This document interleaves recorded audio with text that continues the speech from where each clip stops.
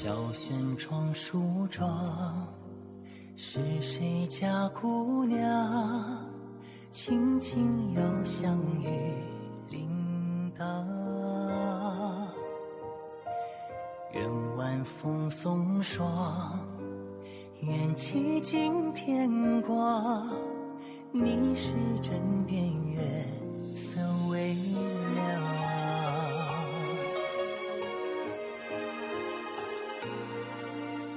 少年褪戎装，人把浮名藏，欢乐前桌的吟唱。愿人世无常，愿思念风涨。历史掌心将阳滚烫。夜雨绵绵，夜不成眠，相遇相见，相拥如眠，相随岁年年。苦足无眠，心事怎言？相与你相见，此情绵绵，心幸福绵绵。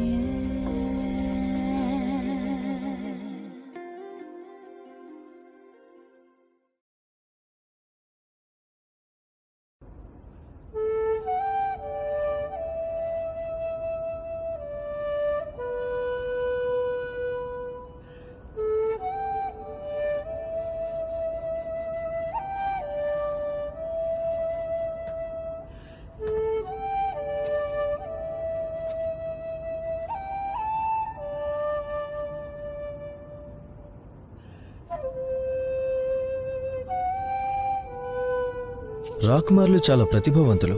మీరింకా ఇంటికి వెళ్లకుండా నా భవనం ముందు పిల్లన గోవి ఊదుతూ కూర్చున్నారు. నా సోదరి పెళ్లి చాలా హడావిడిగా జరిగింది. తనని విడిచి వెళ్ళడానికి నా మనసు ఒప్పుకోవట్లేదు. కానీ లోతుగా ఆలోచించి చూస్తే ఇది కూడా మా మంచికే అనిపిస్తుంది. మీ ఉద్దేశం ఏంటి? నా సోదరి దీనిని ఒక అవకాశంగా మార్చుకుంది. ఏడాది పొడుగునా మీరు యుద్ధంలోనే ఉన్నారు. వింటున్నారా మీరు? నేను వింటున్నాను, చెప్పండి.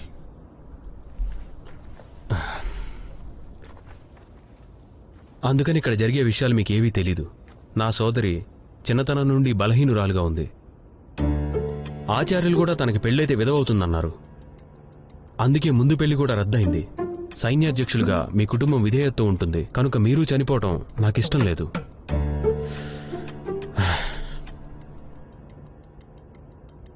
అదే నిజమైతే రాకుమారికి నేను సరైన వరుణ్ణే అన్నమాట.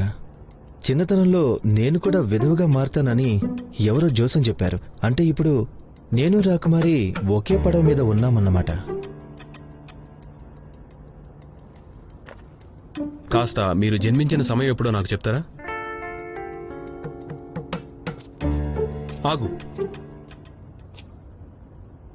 అసలు ఈ పెళ్లి చేసుకోవడంలో మీ ఉద్దేశం ఏంటి? ఇందులో ఉద్దేశాలేముంటాయి? రాకుమారి సద్గుణవంతురాలని ఎవరో చెప్పారు, అందుకే పెళ్లి చేసుకున్నాను. కేవలం ఇది మీరు చెప్పే ఒక సాకులా అనిపిస్తుంది. మహారాజ్ గారు నన్ను అడిగారు, అందుకే నేను పెళ్లి చేసుకున్నాను. కేవలం ఆయన సంతోషం కోసం. మీరు కావాలనే ఎందుకిలా అబద్ధాలు చెప్తున్నారు? మీరు యుద్ధంలో గెలిచిన తరువాత మీ వంశం ప్రతిష్ట ఎవరూ ఊహించని రీతిలో పెరిగింది. నాకు తెలిసి కేవలం నువ్వు రాకుమార్తో పెళ్లి వంక అడ్డు పెట్టుకుని మా నాన్నగారితో సంబంధాలు మెరుగుపరుచుకోవాలనుకుంటున్నావు. అదే నిజమైతే మీరేం చేయగలరు? మీకు పిల్లన గోవి ఊదటం ఇష్టం కాబట్టి నా భవనం ముందు కూర్చొని మీకు ఇష్టం వచ్చినంతసేపు ఊదుకోండి. నేను వెళ్తున్నాను.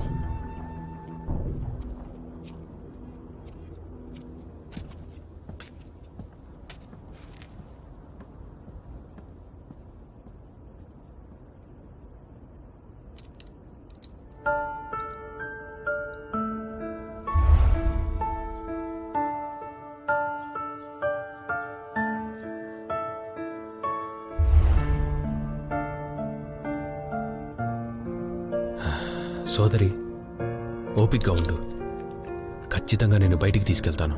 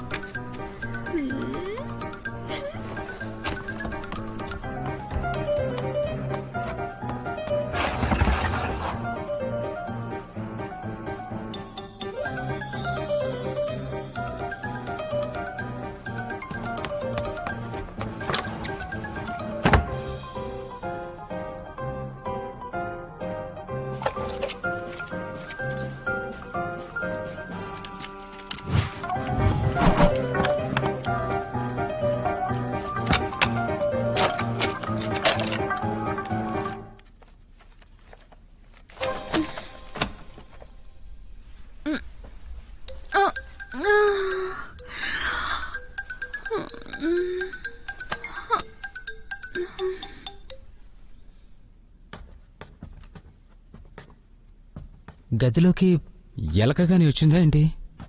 చూస్తుంటే ఇక్కడ ఏదో జరిగినట్టుంది. ఏం జరిగింది? షన్ రాకుమారుడేమైనా?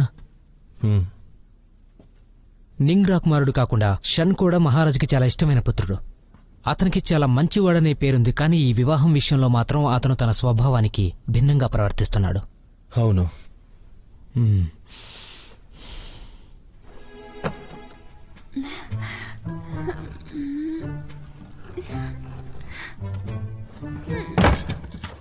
ఎవరది? వెళ్ళి చూడు. ఎలుక. ఇక్కడికి ఎలుకొచ్చింది.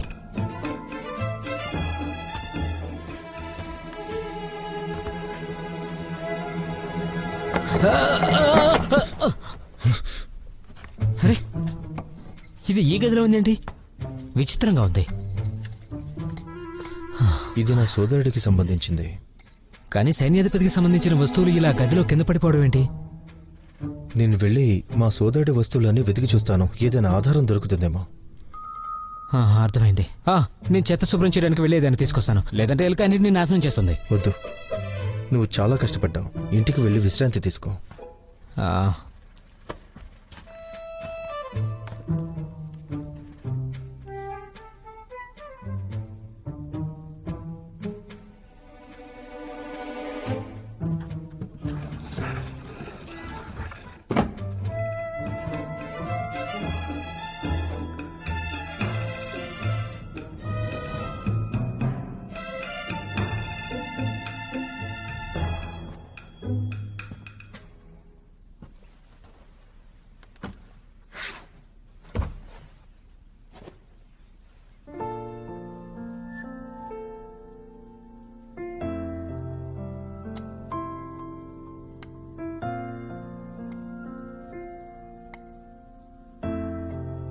మీరా? మీరింకా చనిపోలేదా? నీకు నేను తెలుసా?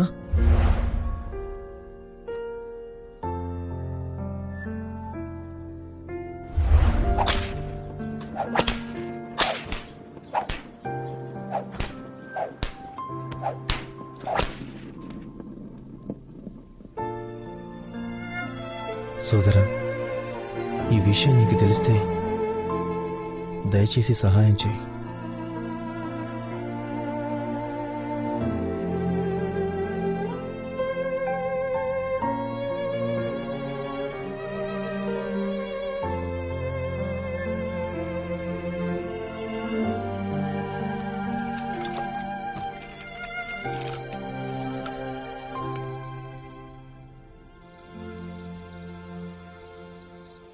వెదవల్లారా, అన్నీ పక్కగా సిద్ధం చేసుకుని ఉంచాను. ఈ సమాచారం ముందుగా యువరానికి ఎలా తెలిసింది? అదే తెలియడం లేదు. అంటే మీలో ఎవరో ఒకరు నన్ను మోసం చేశారు. అంత ధైర్యం మాకు లేదు ప్రభు. మీరు తెలివైన వాళ్ళు. ఈ విషయం రాకుమారికి ముందే తెలిసినా తను తప్పించుకునే అవకాశం లేదు. మధ్యలో ఎవరో వ్యక్తి కాపాడాడు. మళ్ళీ మనం దాడి చేద్దామా? ఇప్పుడు యువరాణి వాడి నివాసంలోకి వెళ్ళిపోయింది. ఈ సమయంలో మనం ఏమీ చేయలేం. అయితే ఎప్పుడు దాడి చేద్దాం ప్రభు? ఆచార్యులు చెప్పే వరకు ఎదురు చూద్దాం. మీ ఆజ్ఞ.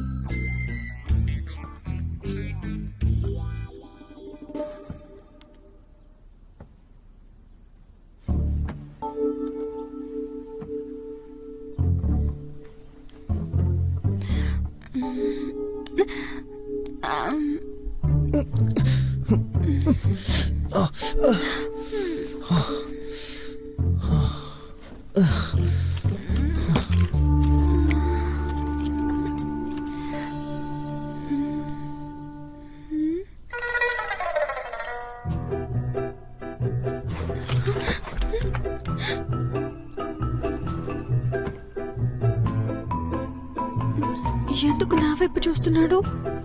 నేను తప్పు చేశానా ఏంటి?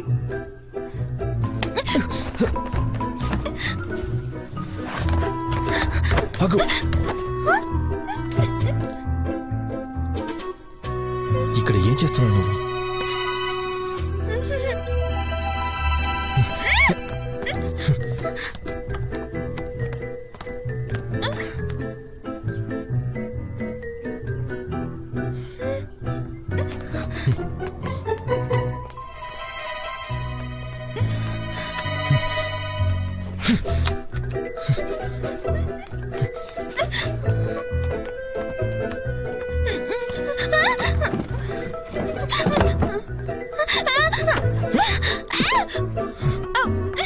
ఆగు, నన్ను కిందకి దించావు.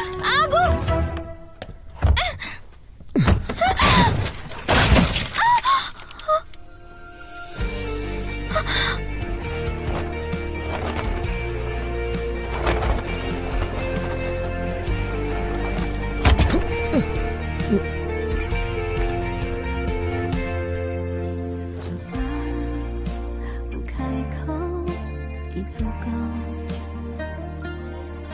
期待夜空流星摸我手，在那时光的上游，是你的手牵着我，和你情厮守，那是你握紧我手。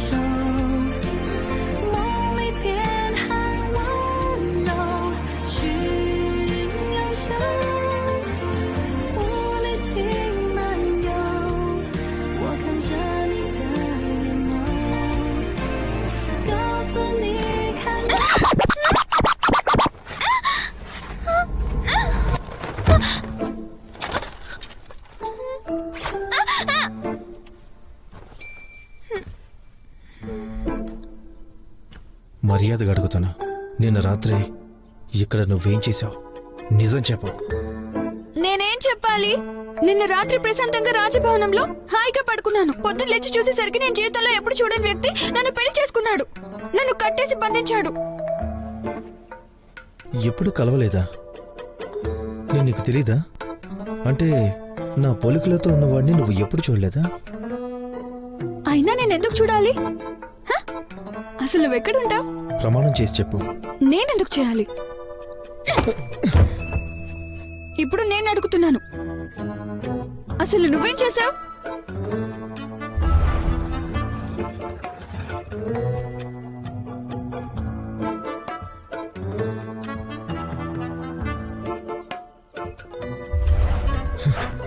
దారుణంగా కనిపించావు. అబద్ధం చెప్తున్నావు. నేను అబద్ధం చెప్తే గదంతా ఇలా ఎందుకు చెత్తలా మారిందో ఆలోచించావు. అయినా నువ్వు చెప్పింది అబద్ధం. మంచాన్ని నేను అలా కొరకలేను. అలాగే నేను నీ మాటలు వినేంత సహనం నాకు లేదు. ఇప్పటి నుండి నేను అడుగుతాను, నువ్వు తల ఆడిస్తూ సమాధానం చెప్పాలి. అర్థమైందా? నిజంగా నువ్వు నన్ను చూడలేదా? అయితే మర్యాదగా చెప్పు, ఈ గదంతా గందరగోళంగా ఎలా మారింది?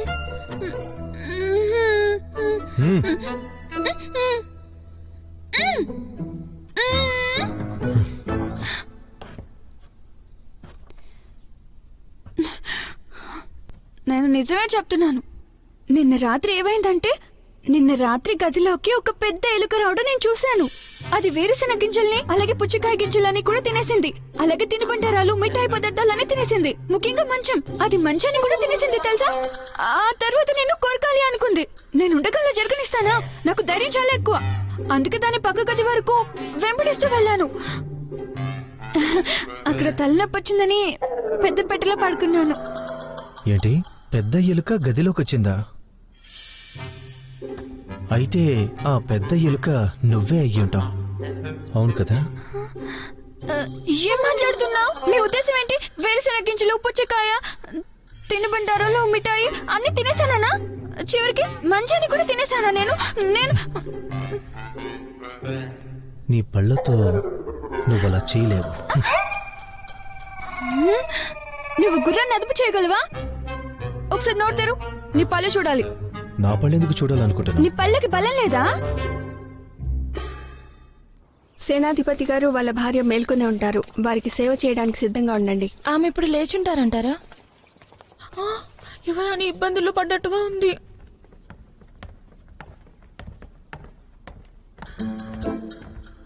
ప్రణామాలు.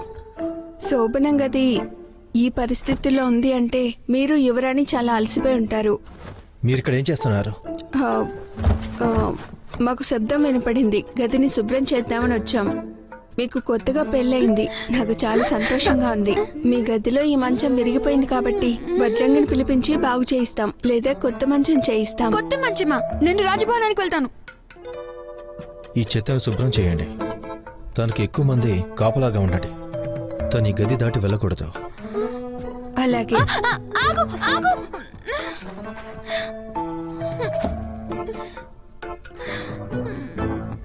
ఆయన నిజంగా పరమ నీచుడు. అప్పుడు నన్ను చూసాడో లేదో తెలియదు. ఒకవేళ నేను రాక్షసులా మారుతున్నానని తెలిస్తే నన్ను చంపేస్తాడా? అతను ఒక పెద్ద వీరుడు అని అందరూ అనుకుంటూ ఉంటారు. ఒక వీరుడు ఎలాంటి దయ్యాలకు కూడా భయపడ్డు. అందుకని నువ్వు తనతో నిజం చెప్పేయచ్చు కదా. ఇప్పుడు మీ ఇద్దరికి పెళ్లి కూడా అయిపోయింది కదా. అసలు నువ్వేం మాట్లాడుతున్నా? మా ఇద్దరికి అసలేం పెళ్లి కాలేదు. మా నాన్న అవసరం కోసం నన్ను ఇక్కడికి పంపించారంతే. నేను ఈ పెళ్లినే ఒప్పుకోను. నేను పెళ్లి చేసుకోబోయేవాడు నేను చదివే కథల్లో కథానాయకుడిలా ఉండాలి. నన్ను ప్రమాదాల నుండి కాపాడాలి. ఆ ముసుగు వీరులాగా.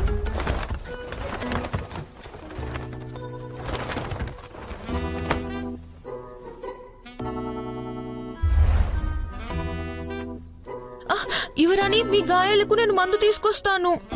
తనకి గనుక మీ పళ్ళ గాయం గురించి తెలిస్తే అప్పుడు చాలా సమస్యలు వస్తాయి.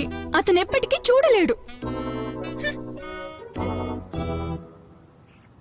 మహారాజు గారికి ప్రణామం.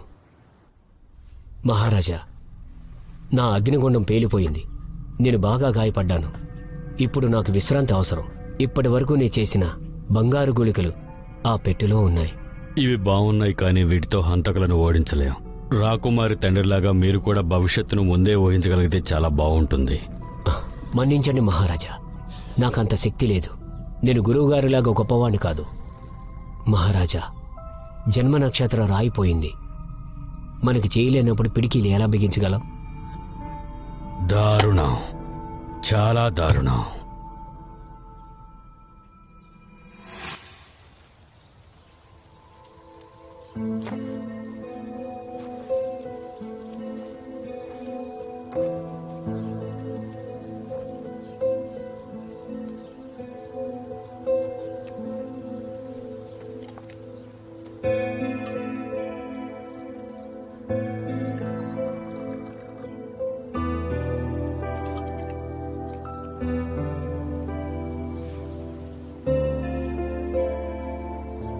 సోదరా, నువ్వెలా చనిపోయావో నేను తెలుసుకుంటాను. అలా నేను చేయగలిగితే మీ ఆత్మ శాంతిస్తుంది.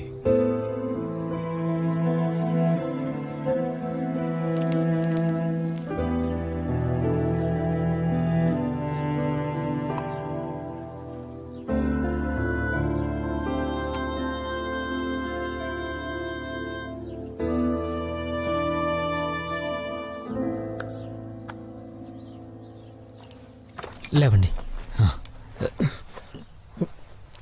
రాజభవనంలో జరిగిన అగ్ని ప్రమాదంలో వారు చనిపోయారు. మహారాజు గారు ఒక నిర్ణయానికి వచ్చారు. మనం ఇంకా విచారణ కొనసాగిద్దామా? ఆయన గాయపడ్డారు. మీతో మాట్లాడాలి. ఏంటి నువ్వా? నువ్వు ఇప్పుడు రాజభవనంలో ఉండాలి కదా, ఇక్కడికి ఎందుకు వచ్చావు? వారి వల్ల నేను జీవితంలో చాలా సహాయాలు పొందాను. ఆయన నాకు మంచి స్నేహితులు. శ్రద్ధాంజలి ఘటించడం కోసం నేను ఇక్కడికి వచ్చాను.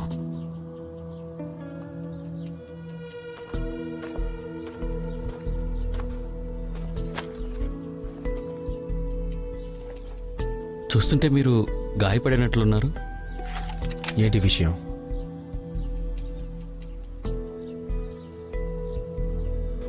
నీకు అసలు ఎలాంటి సంబంధం లేదనుకుంటా. తుఫాన్ వచ్చే ముందు కూడా ఇలాగే ప్రశాంతంగా ఉంటుంది. నాకైతే తెలియదు నిజంగా ఆ రాజకుమారి నిద్రమత్తులో ఉంటుందో లేదో అన్న విషయం. నువ్వు రాకుమారితో చక్కగా ఉంటున్నావు అనుకుంటున్నా. మహారాజు గారు కూడా నీలాంటి వారి కోసమే వెతుకుతున్నది. ఇది నీకు సంబంధం లేదు. పథకం ప్రకారం ఆ హంతుడు గోక్సి భవనం వద్ద నాకు కనిపించాడు. దాన్ని బట్టి మా సోదరుడికి చనిపోయే ముందు ఏదో రహస్యం తెలిసిందని అర్థమైంది. ఇంతకు ముందు నువ్వు నన్ను కలిసావు, కానీ నిన్ను నేను నమ్మలేదు. కానీ ఇప్పుడు నమ్మక తప్పడం లేదు. ఒకవేళ మీ సోదరుడు నిజంగానే హత్య చేయబడితే కనుక ఖచ్చితంగా నిజమేంటో నేను తెలుసుకుంటాను. కానీ మీరు ప్రతీకారం తీర్చుకోవాలనుకుంటున్నారా? ప్రతీకారం కోసం ఏవైనా చేస్తా. సోదరుడి చావుకి కారణం ఏంటో తెలుసుకోవాలనుకుంటున్నా. సరే, అయితే ఆ రహస్యం ఏంటో తెలుసుకోవడానికి నేను కూడా నీకు సహాయం చేస్తాను.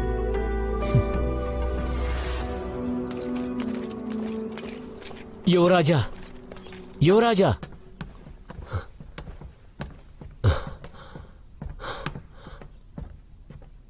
ఆచార్య, ఏమైంది? నిన్న జన్మ నక్షత్ర రాయికి ఏదో సమస్య వచ్చినట్టు అనిపిస్తుంది. రాజకుమార్ ఇప్పుడు కష్టాలు ఉన్నట్టుంది. అయితే మనం వెంటనే అక్కడికి వెళ్ళి చూద్దాం. సరే మిత్రమా, షన్ రాజ్ కుమారుడి ఉత్తరం ఇప్పుడే అందింది. ఆచార్యులతో పాటు మహారాజ్ గారు కూడా వస్తున్నారు. ఇప్పుడు మనం ఏం చేద్దాం? అసలు రాకుమారి ఉద్దేశం ఏంటో తెలియకుండా తను ఎవరిని కలవడానికి వీల్లేదు. యువరాణి, మనం 4 గోడల మధ్య బంధించబడ్డాం. మనం పారిపోవాలి అనుకుంటే ఎవరికి తెలియకుండా ప్రధాన ద్వారం నుండి నడుచుకుంటూ వెళ్ళిపోవాలి. కష్టం, అక్కడ చాలా మంది ఉంటారు. భవనం గురించి పూర్తిగా తెలిస్తే తప్ప పారిపోలేను. ఎటు చూసినా వాళ్ళ మనుషులే ఉన్నారు. ఇప్పుడు ఏం చేయాలో అర్థం కావట్లేదు. మిమ్మల్ని తలుచుకుంటే భయంగా ఉంది యువరాణి.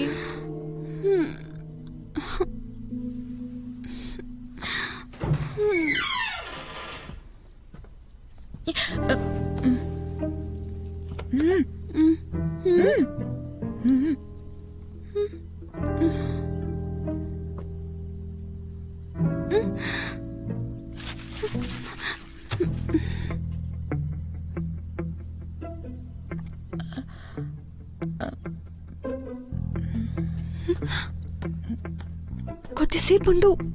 నిన్నే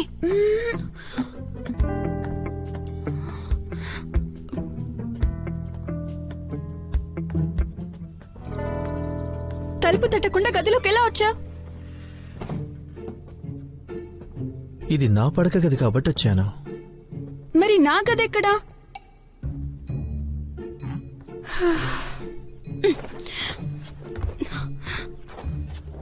ఇల్లు చూస్తే పెద్దదిగా ఉంది, కానీ అతిథులు ఉండటానికి గదులు మాత్రం లేవు. ఇలా చూడు, నువ్వు నా అతిథివి అనుకుంటున్నావా? కాదా మరి? సరే, అయితే మీ రాజభవనానికి ఎప్పుడు వెళ్తున్నావు చెప్పు. అది నేను వెళ్ళాలనుకోవట్లేదు. కొత్త ప్రదేశంలో నేనంత సులభంగా ఇమిడిపోలేను. మరేం పర్వాలేదు, ప్రయత్నించి చూడు. ఆగు, నువ్విలా మనకి పెళ్ళైందని ఏది పట్టేది చేస్తానంటే కుదరదు. నా ఇష్టం వచ్చింది చేస్తాను. నువ్వేం చేయగలవు? మా నాన్నతో చెప్తాను. మనకు పెళ్ళైందన్న విషయం అందరికీ తెలుసు. ఇలా చూడు, నువ్వు బ్రతుకున్నా చనిపోయినా నాకు మాత్రం భార్యవే. మా వంశానికి మచ్చ తీసుకొచ్చేలా ఎదురు చేస్తే దానికి ప్రతిఫలం అనుభవిస్తావు. అందుకని బాగా ఆలోచించుకో. నాకు వినబడుతుంది. అంత దగ్గర రావాల్సిన అవసరం లేదు.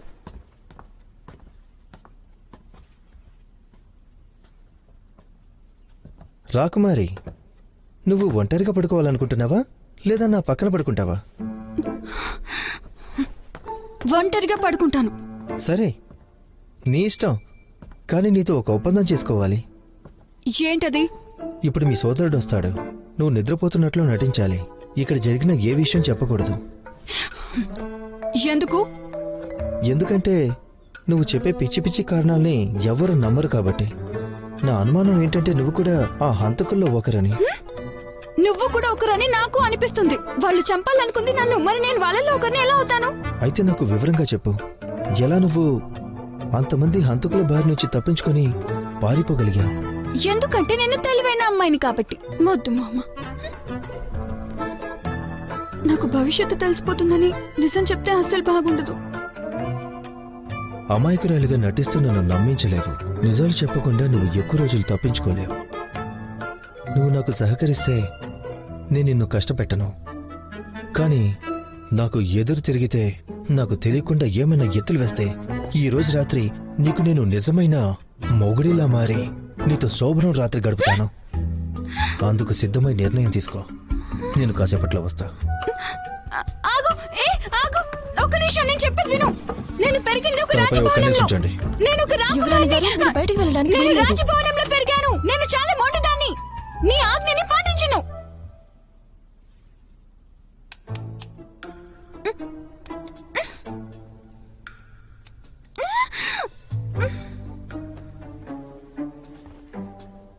సంతోషం.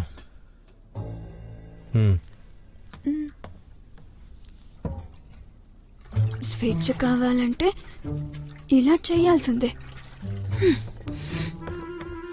రండి యువరాజా. యువరాజా మీరా?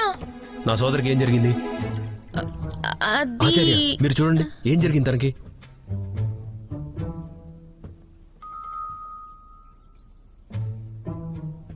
యువరాజా, చాలా విచిత్రంగా ఉంది. ఇదంతా దాని ప్రభావమే. మీరు నా సోదరిని తాకొద్దు. తనకిలా సేవలు చేస్తూ గదిలోకి ఎవరొచ్చారో కూడా చూసుకోలేదు. ఏం మాట్లాడుతున్నావు నువ్వు? నా సోదరి నిన్ను చూడను కూడా చూడలేదు. ఇప్పుడే చెప్తున్నా, విద్యావంతురాలు విశాల హృదయరాలైన నా సోదరులాంటి అమ్మాయి నీలాంటి వాడిని తన భర్తగా అంగీకరించదు. మహారాజుకైతే అల్లుడిగా పరిగణించబడతావేమో. మీరు నిజం చెప్పారు. కానీ విషయం ఏంటంటే, మా వంశస్థులం ఎన్నో తరాలుగా యుద్ధ విద్యలు నేర్చుకుంటున్నాం. గొప్ప కుటుంబానికి చెందిన ఒక అమ్మాయిని పెళ్లి చేసుకున్నా. నా తల్లిదండ్రులు కోరుకున్నది ఇలాంటి అమ్మాయినే. ఇక భవిష్యత్తులో నా భార్యని జాగ్రత్తగా చూసుకోవాలి, జీవితం అంతా కూడా. నువ్వు పగటి కలలు కంటున్నావా? నిద్ర లేచి తనని తిట్టాలనుంది. సోదరా, నేను నటిస్తున్నానంతే.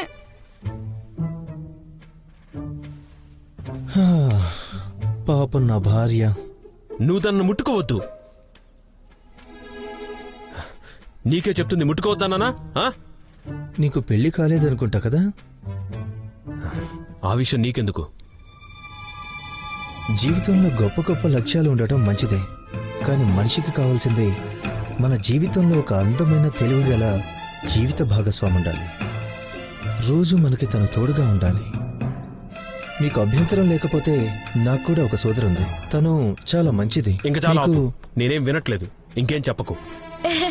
యువరాజా, ఆవేశం తగ్గించుకోవడం కోసం ఎదిగెదిగో ఈ తేనెలు తాగండి. నేనేం ఆవేశంగా లేను.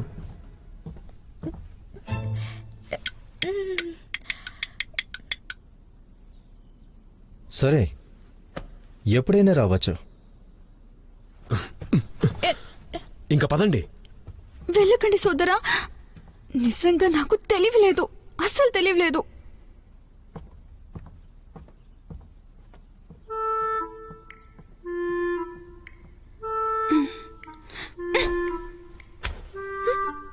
నువ్వు నిజంగా తెలివైన దానివి.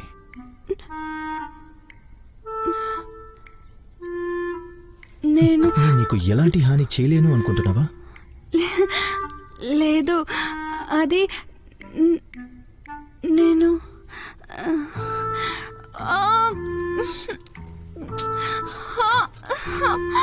కడుపు నొప్పిగా ఉంది. దేవుడా, చాలా చాలా నొప్పిగా ఉంది. తట్టుకోలేకపోతున్నాను. యువరాణి వెళ్ళిపోయాడు. అమ్మయ్యా.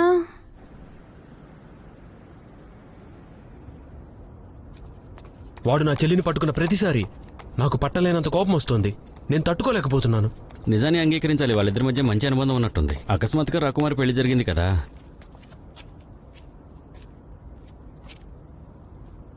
అంటే తను చెప్పినట్టుగా నాకు పెళ్లి జరిగాక తన మాటల్ని నేను కూడా ఒప్పుకుంటానా? అలా జరిగితే సంతోషమే కదా. మీరు త్వరగా పెళ్లి చేసుకుంటారు. నువ్వెందుకు నాతో ఇలా మాట్లాడుతున్నావు? ఏం జరిగింది యువరాజా? రాజభవనం నుండి నా సోదరిని బయటికి తీసుకువెళ్ళడమే నా కోరికని మీకు తెలుసు కదా. అప్పుడే తను సంతోషంగా ఉంటుంది. చిన్నప్పటి నుంచి అదే కోరుకున్నా. అందుకోసం ఎన్నో ప్రయత్నాలు చేశాను. చివరికి ఆ పుకార్లు కూడా నేనే వ్యాపింపజేశా. నేను చేసిన ఆ పని వల్లే ముందు సంబంధం కూడా రద్దు చేసుకున్నారు. కానీ మధ్యలో ఇతను వచ్చి నా ప్రయత్నాలన్నీ విఫలం చేశాడు. వాళ్ళ వంశం వాళ్ళు ఎన్నో తరాలుగా మనకు విధేయులుగా ఉంటూ వస్తున్నారు. అలాగే ఇప్పుడు తను రాకుమారికి మంచి భర్తగా ఉంటున్నాడు. జన్మ నక్షత్ర రాయి శరీరంలో ఉండగా మిగతా అమ్మాయిలాగా రాకుమారి కుటుంబాన్ని సంపాదించుకోలేదు. అవును, జన్మ నక్షత్ర రాయి నా సోదరి శరీరంలో ఉందని మా నాన్నగారికి కూడా తెలీదు. కానీ ఇప్పుడు వాళ్ళందరికీ తెలిసిపోతుంది నా సోదరి అసాధారణ జీవితం గురించి. దానివల్ల వాళ్ళు నా చెల్లిని పరిహాసం చేయొచ్చు, చివరికి చంపవచ్చు కూడా. అయ్యో, కేవలం నేను మాత్రమే తనలో లోపాలను అర్థం చేసుకోగలను. లేదు, ఖచ్చితంగా నేను తీసుకురావాలి. తను క్షేమంగా ఉంటేనే నేను నా జీవితం గురించి ఆలోచిస్తాను. అయ్యో యువరాజా, మీరు ఇలాంటి నిర్ణయాలు తీసుకోలేదు. లేదు, నా నిర్ణయం నేను తీసుకున్నాను.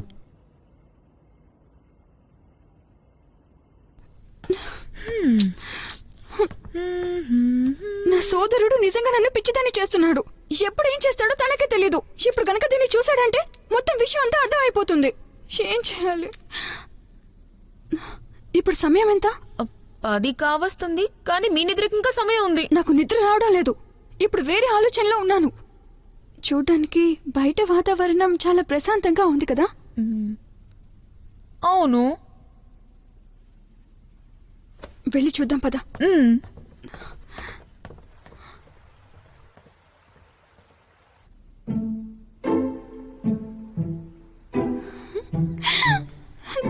బయట ఎవరూ లేరు. పగలంతా కాపలాగా ఉన్న వాళ్ళంతా ఇప్పుడు ఎక్కడికి వెళ్ళారు? నాకు తెలిసి తను నా కోసం గది కేటాయించి ఉంటాడు. కాపలా కూడా పెట్టలేదేమో. మా మధ్య ఒప్పందం జరిగింది కాబట్టి ఇప్పుడే పారిపోదాం పదా. ఇప్పుడా? కానీ ఎవరు?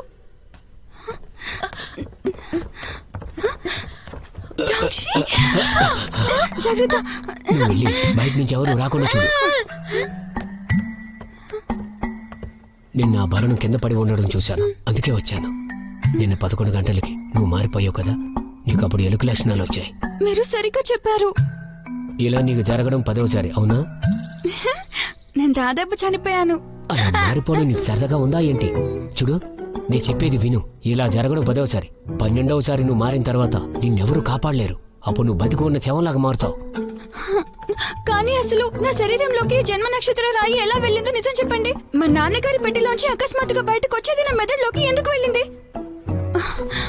అలాగే కొన్ని సంవత్సరాల నుండి మీరే కనుక లేకపోతే మా నాన్నగారు నా తల పగలు కొట్టి మరీ దాన్ని తీసుకునేవారు. జన్మ నక్షత్ర రాయిని అంత సులభంగా మనుషులు తీసుకోలేరు. నేలపైన స్వర్గంలో ఉన్న అద్భుతాల్లో ఇదొకటి. మా గురువుగారు దాని ద్వారా భవిష్యత్తును చూసేవారు. అది ఇప్పుడు నీ శరీరంలో ఉంది. దాన్ని బట్టి నీకు మా గురువుగారికి రక్త సంబంధం ఉందని అర్థం. సరే, ఈ విషయం పక్కన పెట్టండి. నన్ను ఎప్పుడు తీసుకెళ్తున్నారు? బయట ప్రతి చోట శత్రువులున్నారు. బయటికి వెళ్ళడం అంత సురక్షితం కాదు. నువ్వు ఇక్కడ ఉండడమే చాలా కానీ సురక్షితం. నేను ఇక్కడ సురక్షితంగా లేను. నేను రోజంతా నిద్రపోతున్నట్లు ఎందుకు నటిస్తున్నానో తెలుసా? ఎందుకంటే షోయో నన్ను నిన్ను చెప్పు. అదేంటంటే మీరు నన్ను బయటకు తీసుకెళ్ళకపోతే ఇక్కడ శాశ్వతంగా ఇరుక్కుపోతాను. నేను నిన్నిక్కడ ఎవరూ బంధించలేరు. నేను నీతో చాలా సార్లు చెప్పాను, నువ్వు పట్టించుకోలేదు. అది నీ తెలివి తక్కువ తనమే. అయ్యో ఆగండి ఆగండి. రాజభవనంలో నాకున్న తక్కువ మంది స్నేహితులలో మీరు ఒకరు. దయచేసి నన్ను ఇక్కడ నుండి తీసుకెళ్ళిపోండి.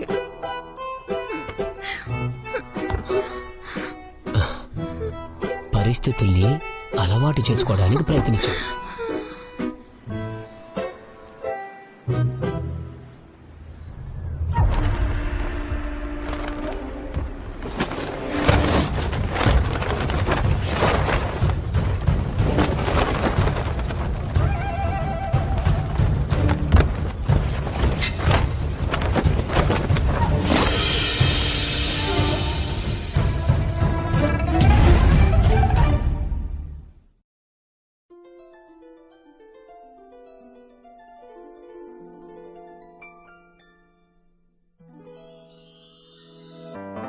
说什么惹你生气了？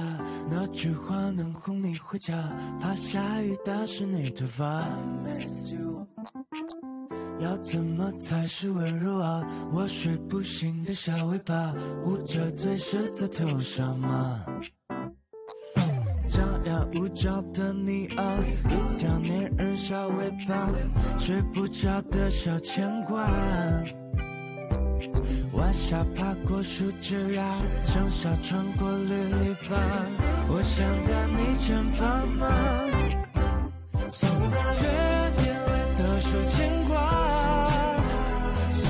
我还能有什么办法？没办法，是春雨随的落下，那就这样吧，丢盔弃甲。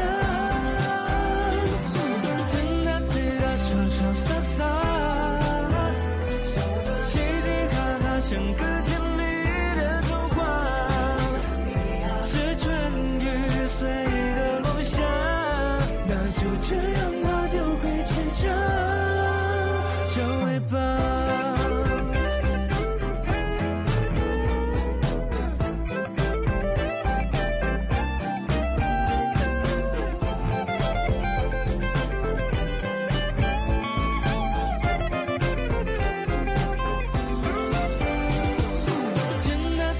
潇潇洒洒，